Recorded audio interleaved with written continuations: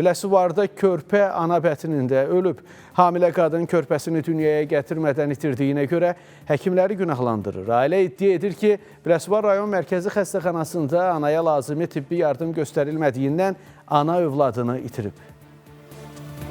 Rəşad Hüseynov deyir ki, 33 yaşlı həyat yoldaşı Seyarə Hüseynova hamiləlik dövründə hər ay həkim müayinələrindən keçib. Həkimlər ananın və körpənin sağlamlığında hər hansı problemin olduğunu deməyiblər. Anada sadəcə qan azlığı olub.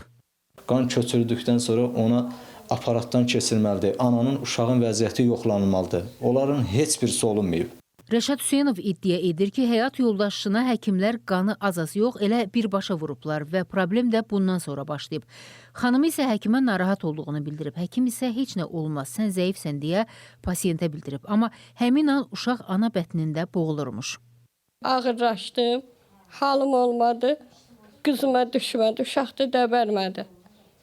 Getdim xəstəxanaya, hansı həkimə getdim, baxmadılar.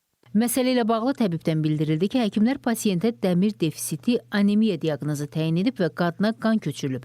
Qan köçürmə zamanı heç bir neqativ hal baş verməyib və pasiyent stabil vəziyyətdə evə buraxılıb. Sonrakı günlərdə qadın 35-36 həftəlik hamiləlik, ağır anemiya, ölü döl ilə xəstəxanaya daxil olub. Faktla bağlı araşdırma aparılır. Yaqub Mehdoğlu, Günəş Ahmalı qızı, Space xəbər Biləsuvar.